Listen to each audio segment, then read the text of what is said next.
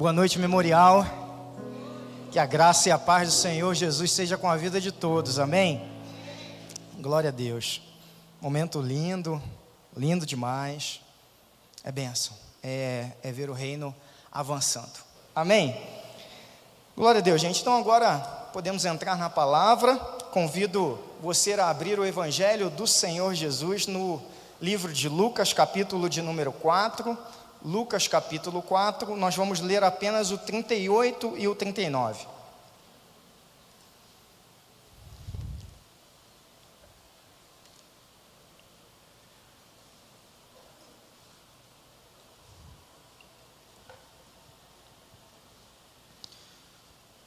texto também vai ser projetado, Lucas capítulo 4, 38 e 39. Assim diz a palavra do Senhor. Jesus saiu da sinagoga e foi à casa de Simão. Repita comigo, casa. Essa palavra vai ser muito importante para a gente essa noite. Casa. A sogra de Simão estava com febre alta e pediram a Jesus que fizesse algo por ela. Estando ele em pé junto dela, inclinou-se, repreendeu a febre que a deixou. E ele se levantou imediatamente e ela se levantou e passou a servi-los. O tema da minha mensagem nessa noite é a vida cristã no lar. Eita, pastor, vai falar disso mesmo? Vou tocar em coisas sensíveis, mas é o Senhor que mexe na nossa vida. É o Senhor que trabalha no nosso coração, na nossa família, no nosso caráter, amém? Fecha seus olhos, vamos orar mais uma vez. Pai, em nome do Senhor Jesus, eu peço encarecidamente que o Senhor continue presente no nosso ambiente, na nossa igreja, aqui nesse lugar. Que o Senhor, ó Pai amado, venha falar ao nosso coração.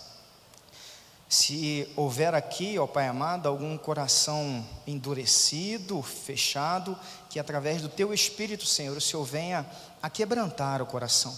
Que essa palavra venha ser como uma semente, a boa semente, e o nosso coração seja um solo fértil para a Tua palavra. E ela, ao entrar no nosso coração, ela possa germinar, ela possa dar frutos para a glória do Senhor. E ao passo que a gente sair desse lugar, Pai, a gente venha a viver a vida da maneira que o Senhor nos ensinou, colocar em prática dentro do nosso lar, dentro da nossa casa, para a glória do Senhor. Essa é a minha oração, em nome de Jesus, amém. Queridos, nós sabemos que o ministério do Senhor Jesus, ele foi multitarefas, né, o Senhor. Ele desenvolveu o seu ministério ensinando nas sinagogas, nos templos, pregando para as multidões. Porém, parte importante, irmãos, do seu ministério aconteceu na intimidade, na vida privada das pessoas, ou seja, aconteceu nas casas. E a casa, para a cultura judaica dos tempos bíblicos, era bem diferente da noção e do conceito de casa que nós temos hoje. Hoje, basicamente, com a nossa vida moderna, a gente tem a casa apenas como um lugar para descansar ao final do dia, não é verdade? A gente trabalha 1, 2, 3 períodos de trabalho ali, a gente vai para casa, toma um banho, descansa, e no outro dia a rotina começa, e ali a casa serve basicamente para a gente, como diz o sul-mato-grossense, para a gente pousar, não é verdade? Mas na cultura judaica, irmãos, a casa era mais do que isso. A casa era um lugar sagrado, além da convivência familiar, era um lugar de ensino da fé. Ensino da fé. Na casa, irmãos, dos judeus, por exemplo, os judeus de antigamente, da época de Jesus, até mesmo antes no Antigo Testamento, eles celebravam a festa dos tabernáculos, que está aí. A festa dos tabernáculos, ou também conhecida como Sucote, era ali, a formatação deu um probleminha ali, mas essa imagem aí é da série The Chosen. Então era a festa que os judeus faziam para lembrar o tempo em que eles estavam no deserto, o tempo que eles viviam em cabanas, por isso que é festa dos tabernáculos, cabanas. Eles viviam assim no deserto, ou seja, foi um momento da história do povo de Deus em que eles perderam algo que era muito sagrado, mas apesar disso, nessa festa, eles celebravam, porque mesmo no deserto, mesmo sem casa, o Senhor era que dava provisão, o Senhor era que sustentava todo o povo. Uma outra coisa também que a gente pode olhar e perceber que a casa é algo muito importante para o judeu, é o mezuzá. O mezuzá, ele é esse artigo, é um objetozinho como semelhante a uma caixinha decorativa de correio. Ele fica, grudado ali no portal, nos umbrais da porta da casa judaica. Para quê? Para ali, dentro desse mezuzá, dessa caixinha, tem uns pergaminhos ali com trechos da Torá. Então, até hoje, você pode ver essa casa que está aqui, é uma casa contemporânea, e eles utilizam isso até hoje. Então, isso sinaliza que quando o judeu ele entra dentro da casa, ele sabe que ele precisa entrar ali dentro e ter a Torá no seu coração. Ele precisa transmitir ao seu filho, como fala lá em Deuteronômio capítulo 6, a lei, sentado, levantando, em casa e pelo caminho. Por isso que eles têm esse objetozinho aí, decorativo. E ali dentro você abre e tem um pergaminhozinho ali com a Torá. Ou seja, por que eu estou falando isso tudo? Porque a casa do judeu era algo fundamental, imprescindível para a vida dele, para a vida religiosa. A fé judaica está totalmente conectada ao doméstico, à casa. E Jesus sabia bem disso. E Jesus se aproveitou disso. Aqui eu queria passar para vocês terem uma ideia bem rapidinho, nas casas que Jesus esteve e o que ele fez.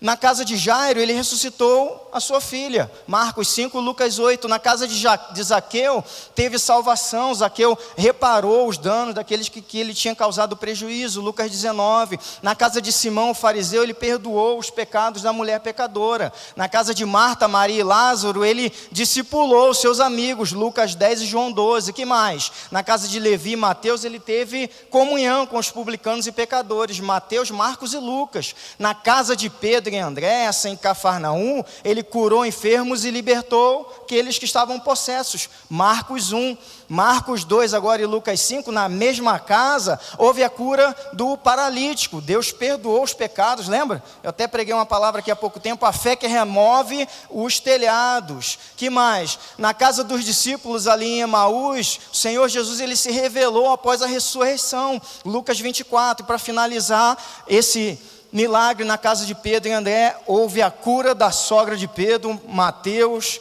aí que está, Mateus capítulo 8, Marcos 1 e Lucas 4, cara, é um milagre que eu amo, a cura da sogra, amém?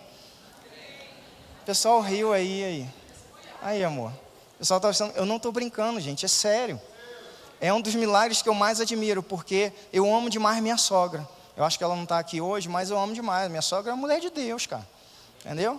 É a mulher intercessora, a mulher que dá apoio a toda a nossa família. Minha sogra é bênção. Então assim, se você só orou pela sua esposa, aí eu sinto muito que você tem que ficar fazendo piada de sogra, entendeu? Então, Deus seja louvado, eu não preciso, Mas tudo bem. Gente, vamos lá, parar de brincadeira e vamos para a palavra, voltar a ela.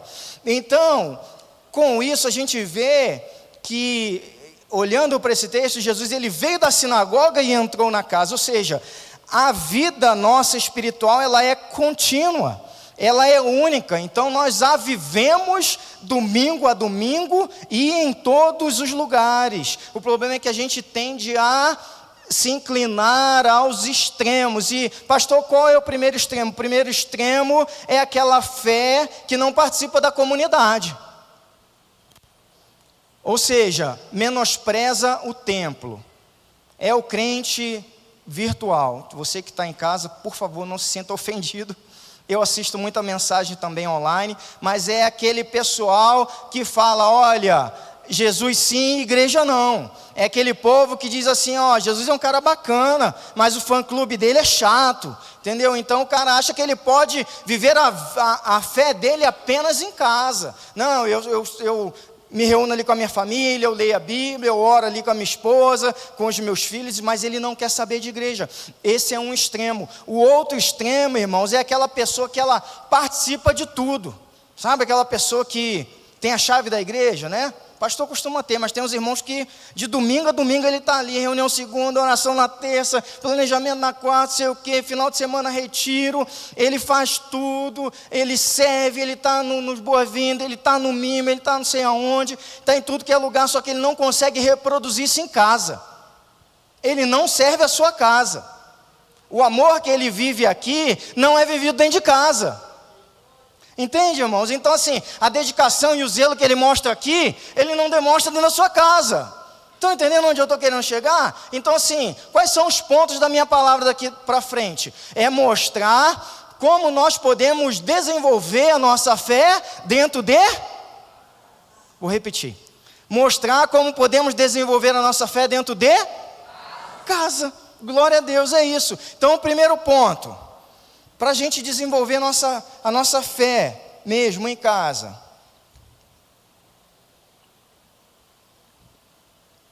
A gente precisa saber que Jesus quer entrar na nossa casa. Posso ouvir um amém? Irmãos, pregar com torcida é muito bacana, sabia? Obrigado, Leia. Deus seja louvado. Jesus quer entrar na nossa casa, irmãos. É isso que o texto está dizendo. Jesus foi à casa de Simão, e essa casa ela não precisa ser uma mansão, não, ela pode ser, como diz o poeta, uma casinha de sapê, é uma casinha comum, simples, e que ali habitam pessoas comuns. Na casa ali de Simão não havia nada de diferente, de luxuoso, não havia equipe de louvor, não tinha estrutura, cadeirinha confortável para a gente botar o nosso bumbum, não tinha nada disso, não tinha ar-condicionado, era uma casa simples. Só que, irmão, deixa eu falar uma coisa para você, o lugar onde Jesus entra, sendo comum, passa a ser extraordinário, porque Jesus entrou ali, irmãos. A gente precisa ter essa convicção quando a gente sair daqui e ir para a nossa casa, saber que onde Jesus está, se há tristeza, passa a ter alegria, o lugar onde tem desespero, passa a ter esperança, se há briga, confusão ali, Jesus traz paz, se há confusão, Jesus vem e se Ele entra, traz direção, se há solidão, a presença de Deus pode ser invocada, porque Ele é o Deus Emanuel, o Deus conosco. Se há enfermidade, pode ter cura. Se há morte, Jesus levanta vida, aleluia.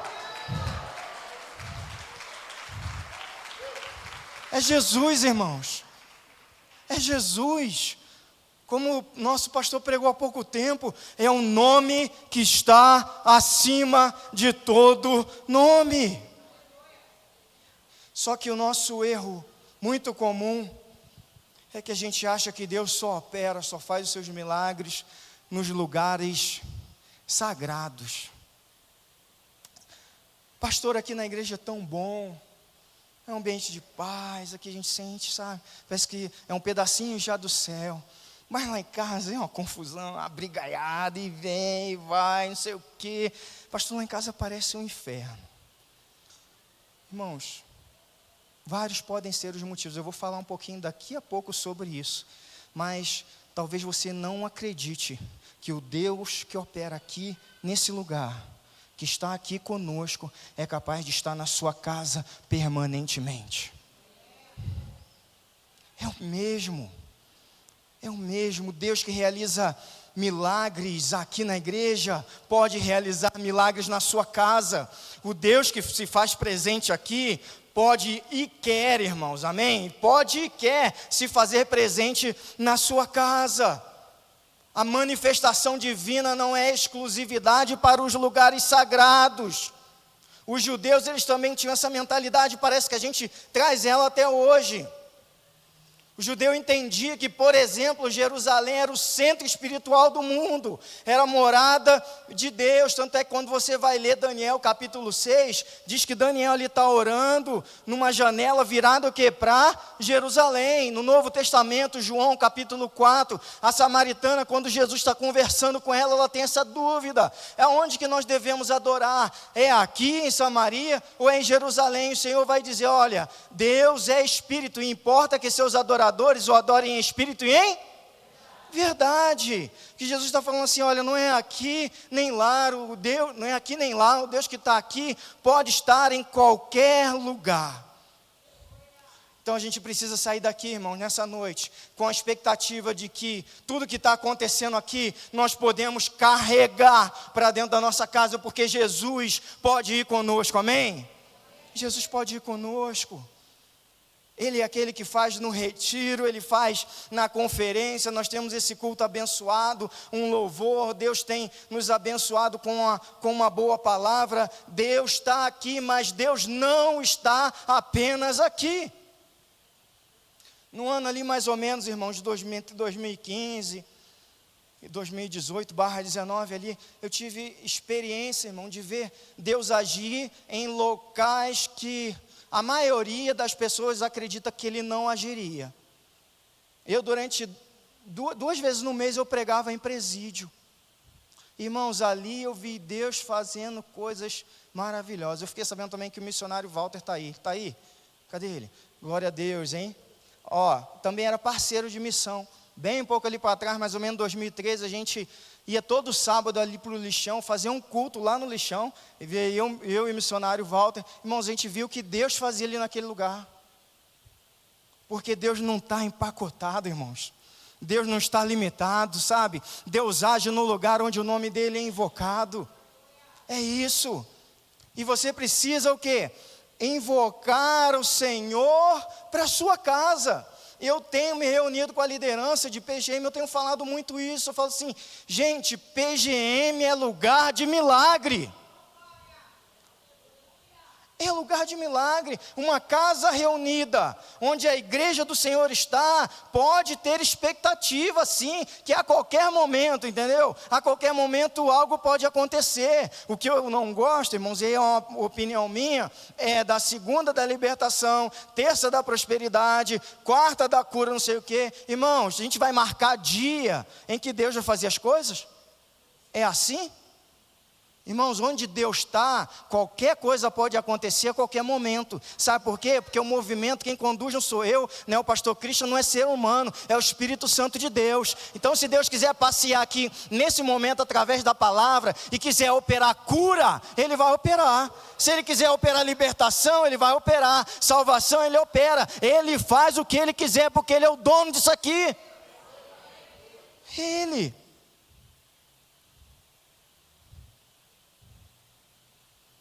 Não importa o tamanho, irmãos, do nosso problema. Não importa quão bagunçada está a nossa casa. O Senhor diz: eis que estou à porta e bato. Se alguém ouvir a minha voz e abrir a porta, eu entrarei em sua casa, cearei com ele e ele comigo. O Senhor quer cear com você. O Senhor não quer ser apenas, irmãos, um hóspede. Ele quer entrar e assumir o governo. Ele quer entrar e assumir a direção. Então permita que Jesus entre e seja o dono. Permita Ele mudar as coisas de lugar. Permita Ele quebrar padrões. Permita Ele na sua família mudar comportamentos. Permita ser guiado por Ele. Permita fazer aquilo que lhe agrada. E aí você vai ver que milagres serão muito mais comuns na sua vida do que você imagina, amém? Ainda dentro desse ponto eu queria falar bem rapidinho de 3 coisas, irmão. A gente está falando que Jesus entra na nossa casa, né? 3 coisas que podem fechar a porta para Jesus entrar. E a primeira delas, vai ser projetado, é a reclamação constante. Jesus não gosta de entrar em lugar assim não, irmãos. Sabe? Sabe por quê? Porque quando uma situação está ruim e a gente reclama, essa situação ela tende a permanecer. Sabe por quê? Porque reclamar é clamar novamente. Então você está clamando para que aquilo permaneça, isso que é reclamar. Você está atraindo, você quer que aquela situação se perpetue. E Jesus não entra em ambiente, irmãos. O povo de Deus no deserto foi advertido várias vezes por causa da reclamação constante. A gente não pode ter reclamação na nossa casa, no nosso lar. Nosso lar tem que ser lugar de gratidão, irmãos. Além disso, quando a gente reclama, toda reclamação, escuta isso que eu vou falar para você. Toda reclamação é uma adoração a Satanás, tá?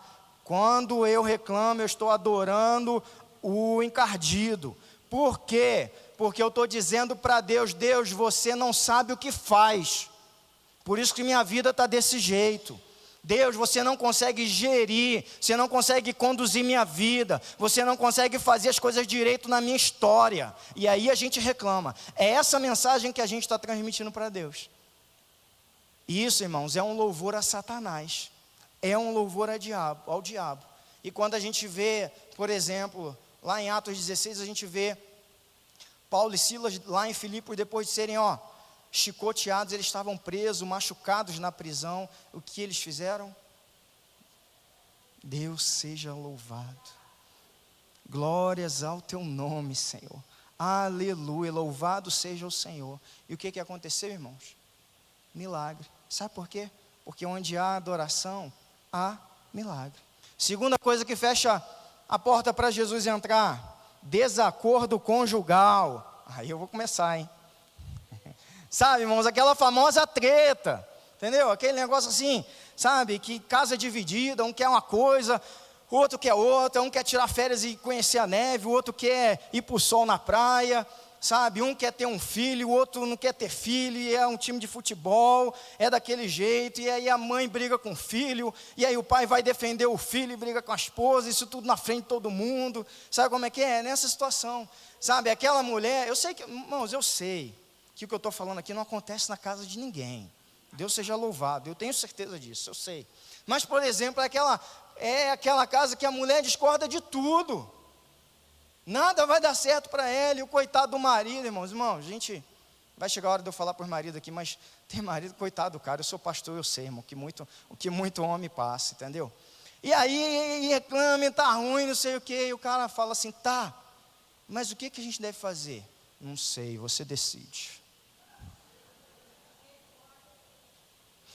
Aí o camarada faz, e aí ele faz, e dá ruim. E aí ele ouve, eu sabia que isso não ia dar certo. Cara, quem aguenta com um negócio desse? Irmãos, casa dividida, falta unidade, não prospera. Jesus não entra, amém? Se você com a sua esposa, seu marido, vocês não estiverem alinhados, Deus não está ali. Amém? Por quê? Porque Deus chamou o homem e a mulher para serem o quê? Uma só carne. Quando está havendo divisão, essa uma só carne de fato não está acontecendo. Então a nossa casa precisa ser um lar de harmonia. Não pode ser um octógono, sabe? A gente não pode ser conhecido como casal UFC. Já pensou? Lá veio o casal UFC, né? Apesar que há muitos anos, né, pastor, tinha uma célula aqui, na época a gente chamava de célula, né? Era UFC, acho que era Unidos Fortalecidos com Cristo, um negócio desse, né? Unidos na força de Cristo, entendeu? Aí tudo bem, aí a gente explica, mas lá vem o casal UFC, um dia um está com o olho roxo, o outro dia o outro está todo lanhado. Irmãos, casa dividida não prospera. Jesus falou sobre isso. Então Jesus não entra. Segunda coisa, irmãos, que impede Jesus entrar na nossa casa, a agressão verbal. Quando a gente fala em agressão, a gente só pensa na agressão física. Deu uns tapas lá, e que não sei o quê. Irmãos, palavra também agride, dependendo da situação, de quem fala e de quem está ouvindo, pode até ser considerado tortura, tá?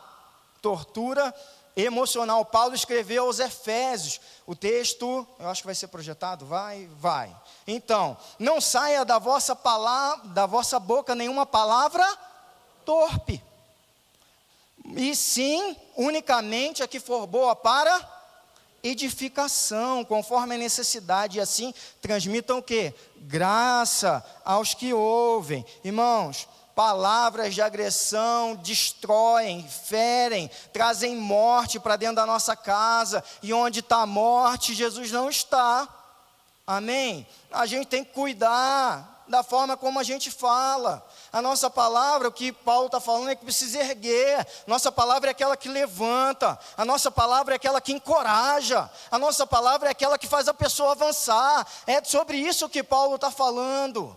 Então, no momento de tensão, no momento de conflito, clama a Deus, fala: Espírito Santo, me dá domínio próprio, amém? Irmãos, domínio próprio, o negócio chamado é muito bacana. Está lá em Gálatas capítulo 5, é coisa que está disponível para o crente. Então, segura, sabe? Em todas as situações, em casa, no trabalho, sempre tem esse momento que, irmãos, eu sou muito tramontina. Então, se eu deixar o velho homem toda hora, eu estou... E eu não posso ser assim. E eu falo: Espírito Santo, coloca a rédea. E o Espírito Santo vem e coloca a rédea em mim, Então a gente tem que ser assim. O que você vai falar, vai apaziguar? Vai solucionar? Vai fortalecer? Vai abençoar? Então, com muito carinho, irmão, fica quieto. Se não vai resolver, não fala, não agride, não denigre, não acusa. Ah, pastor, eu não consigo.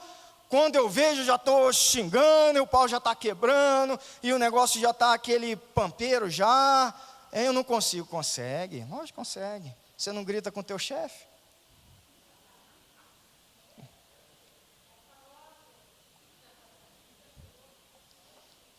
Você não grita com o guarda quando te para no trânsito?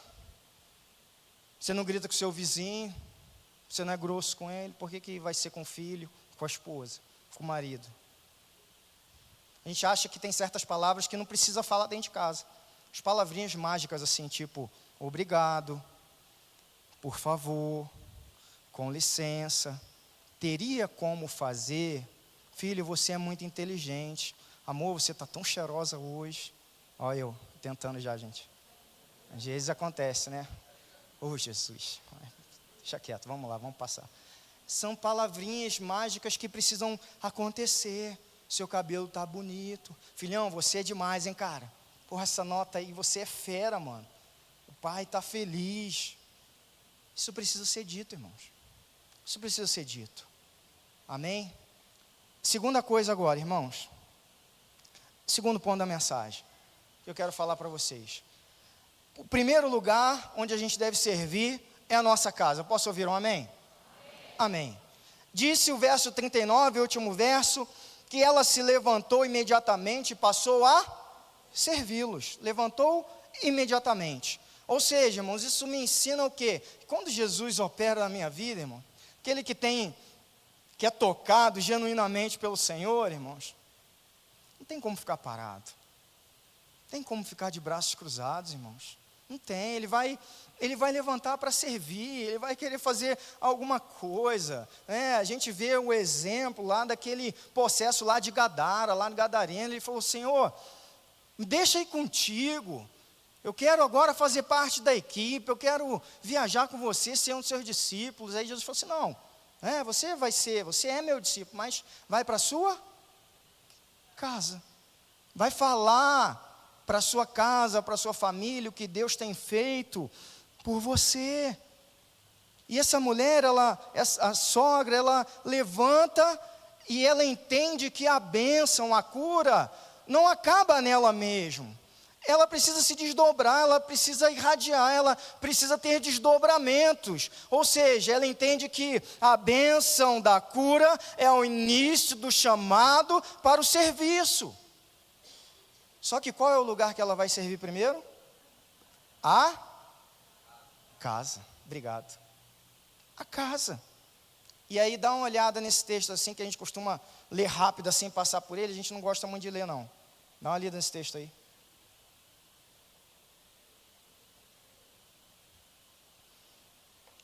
Pregar a palavra é bom, que ninguém acha, né, pastor, que é a gente que está falando, né?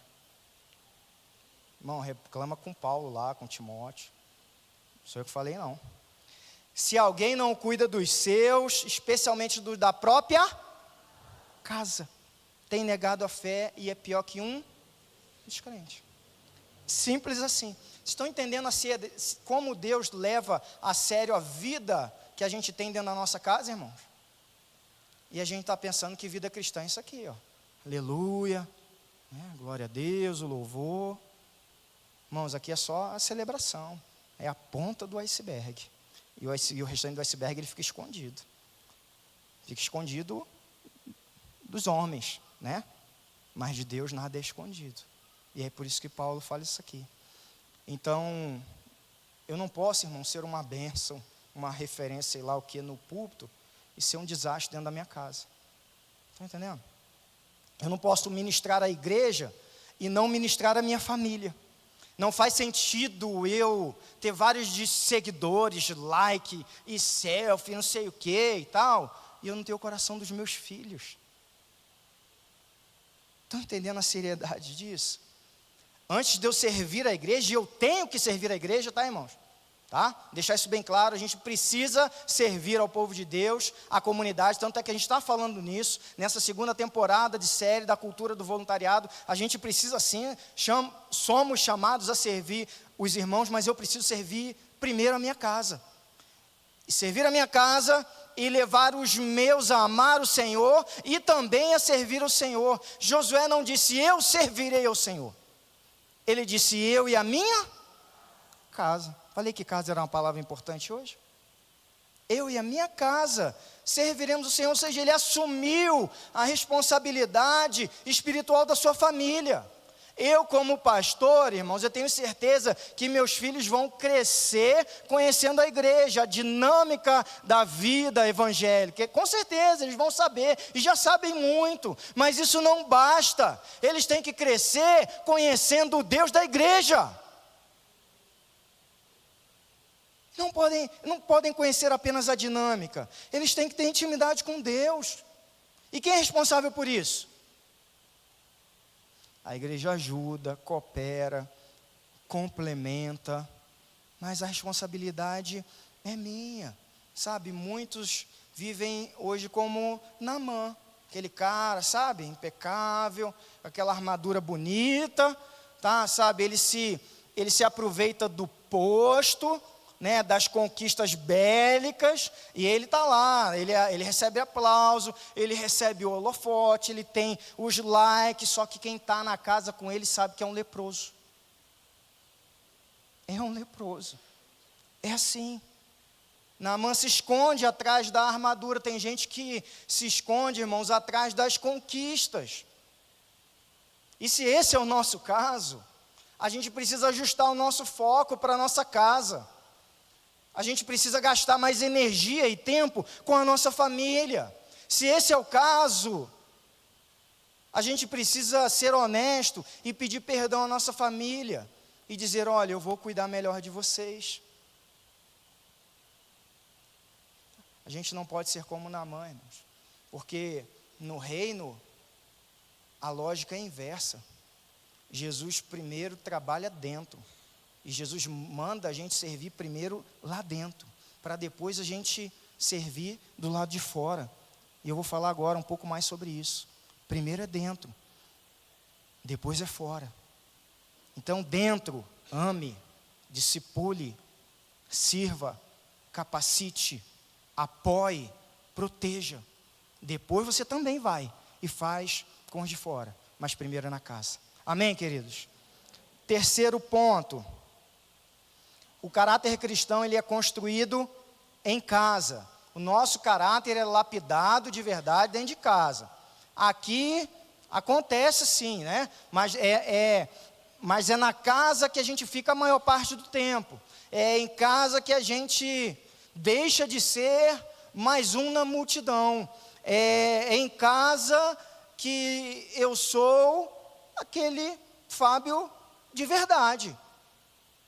Aqui eu levanto as minhas mãos e dou glória a Deus, mas é dentro da minha casa que quem sabe quem eu sou é a Raquel. É dentro da casa. E esse é o lugar do nosso caráter ser trabalhado. Por isso Provérbios 27:17 vai nos dizer assim, como o ferro afia o ferro, o homem afia o seu companheiro. Ou seja, é nesse atrito, irmãos, é dessa forma que que o ferro, que a faca passa a ter o fio do corte. É nesse atrito de dentro da casa e dentro da família que o nosso caráter vai ser transformado. Eu acho, agora eu não recordo, mas eu acho que foi Lutero que ele disse mais ou menos assim, eu vou parafrasear. Ele disse, olha, eu fui mais trabalhado por Deus, eu aprendi mais sobre crescimento cristão em um ano de casamento do que vários anos dentro do monastério. É isso, pastor? Mais ou menos isso é isso, irmãos. Então, assim, é a casa. Deixa eu falar para você que não é casado ainda. Conto ou não conto? Irmão, você ainda não passou pelo casamento, seja homem, seja mulher, você ainda é um menino. É o casamento ali que forja a gente. São duas pessoas que vêm de tradição familiar, de cultura totalmente diferente, e daqui a pouco, de um dia para o outro, faz cabum, dentro da mesma casa.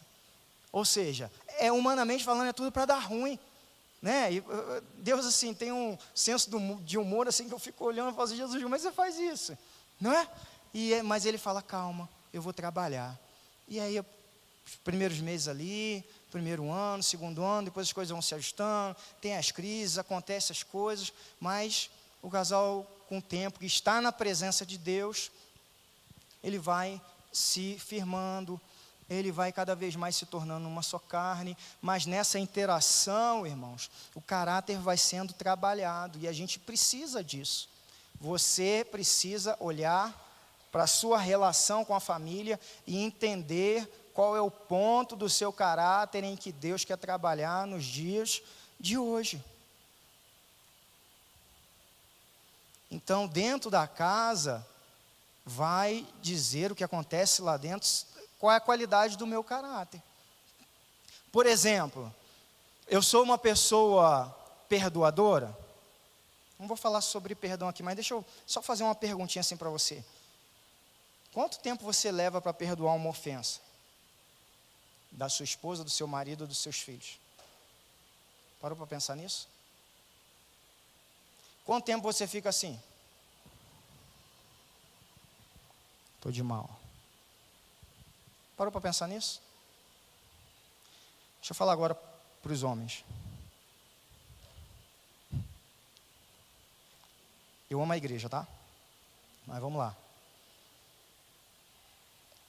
Você, por um desentendimento com a sua esposa, você dormir virado com ela, passar por ela dentro de casa como se ela fosse uma estranha, 1, 2, 3, 4, 5 dias, e você no domingo chegar ali e dar a paz do Senhor para os boas-vindas, você não é crente não, cara.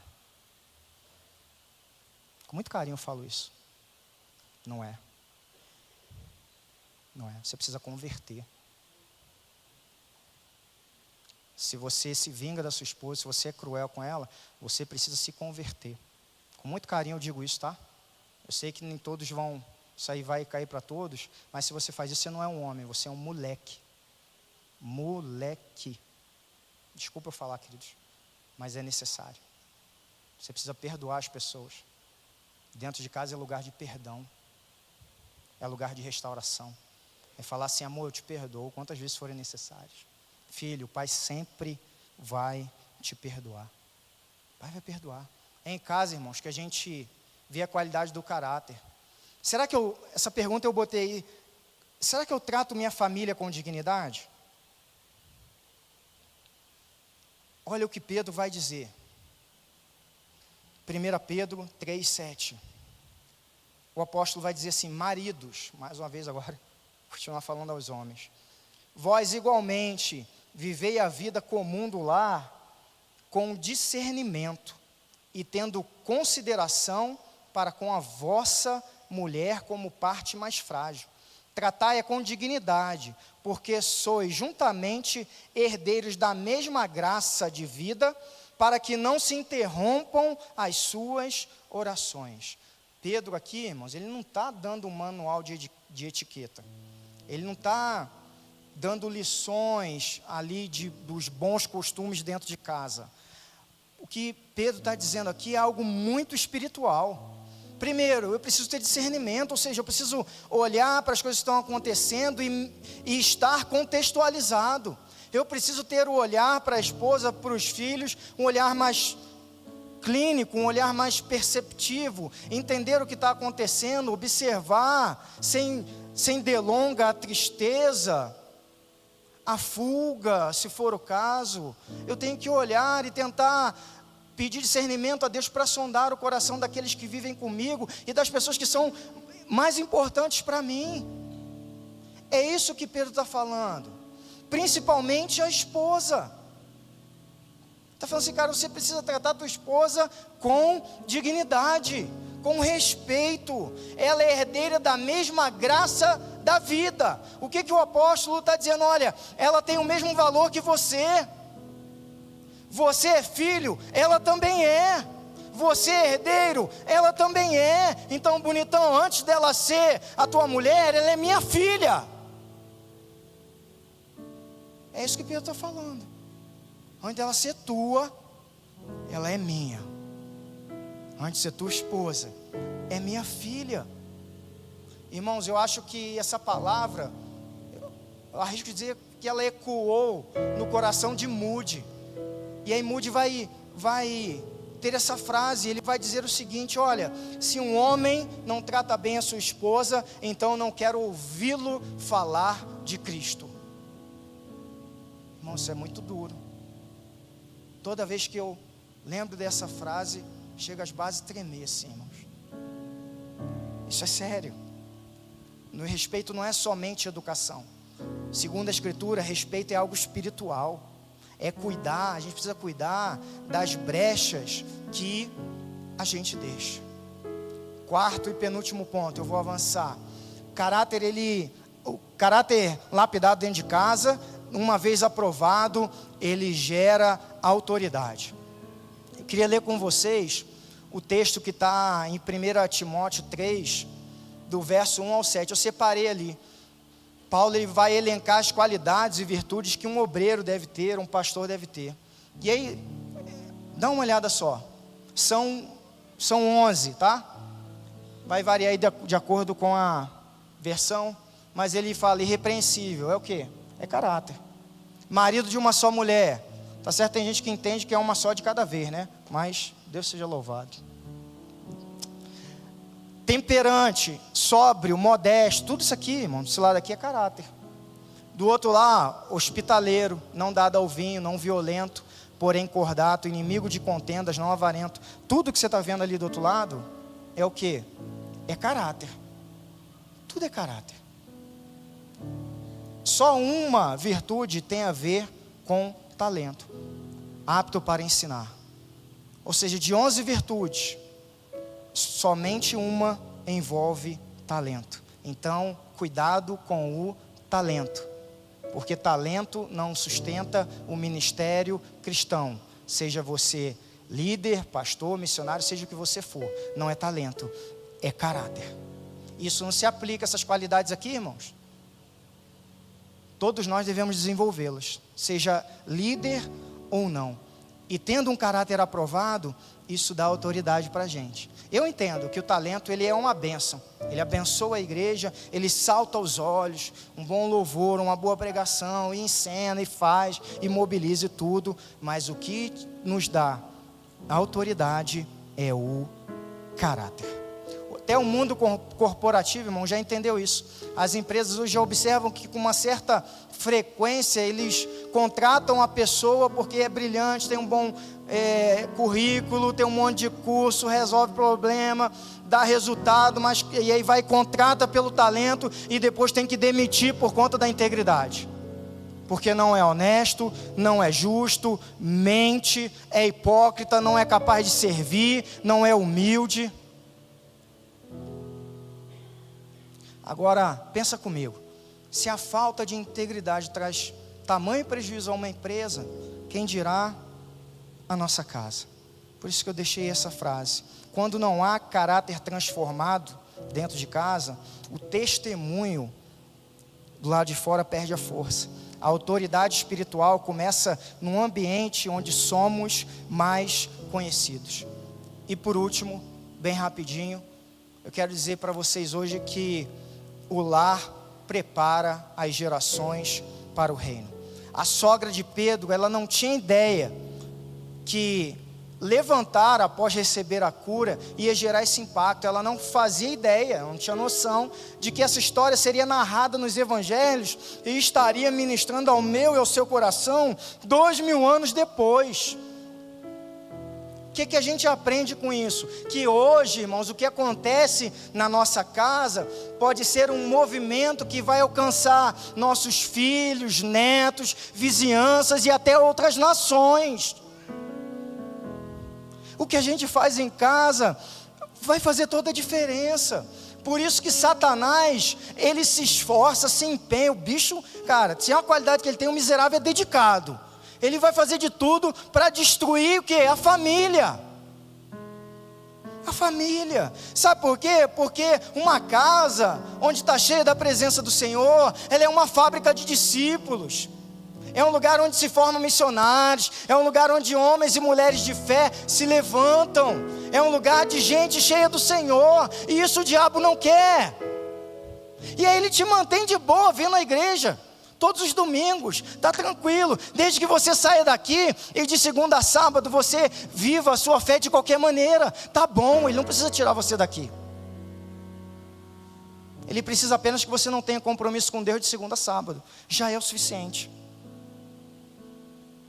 Ele já te neutralizou. Eu coloquei uma foto aí. Esse menino aí é um menino chamado, que está do lado do Ivan. Ele é o Lucas.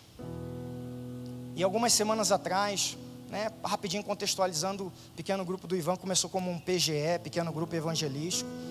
E aí Ivan e Manu foram ministrando ali ao coração, e o povo foi se achegando, irmãos, e crescendo e ganhando corpo. E aí a proposta era, olha gente, a gente tem um tempo aqui, desde o início, a gente tem um tempo para encerrar, para sentir o que seria.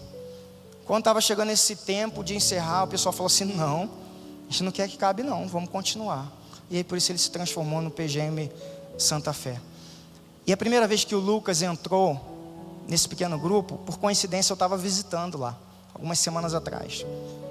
E esse menino, irmãos, ele entrou lá quebrado, cabisbaixo, triste, com relacionamentos dentro da sua casa quebrados, se sentindo longe de Deus, se sentindo até mesmo, de certa forma, indigno de estar na presença de Deus. E ele abriu o coração ali.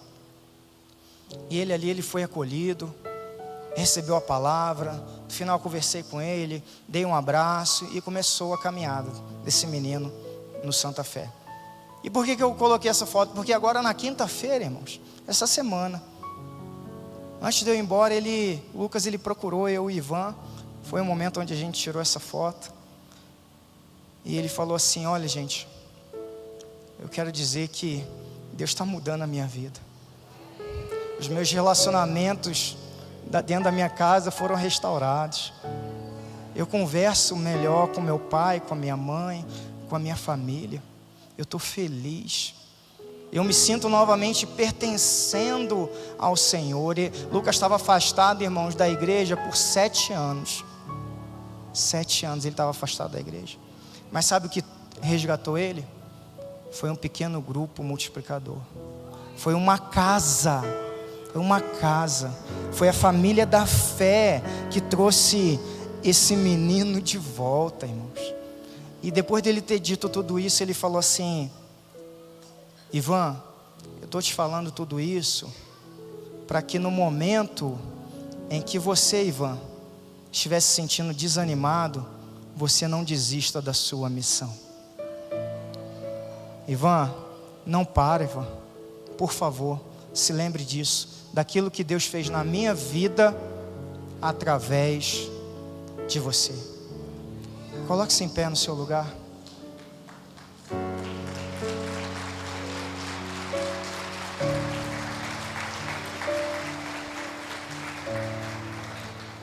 Irmãos, quando Jesus entra na nossa casa, Ele não quer apenas resolver os conflitos, apesar dele fazer isso com muito amor e com muito carinho. Ele não quer somente nos tirar das nossas dificuldades. Ele quer preparar as próximas gerações.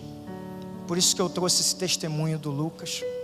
A fé que nós cultivamos dentro de casa vai ser o legado que nós vamos deixar até o dia em que Jesus vai voltar. Então deixa eu dizer uma coisa para você, antes da gente louvar ao Senhor.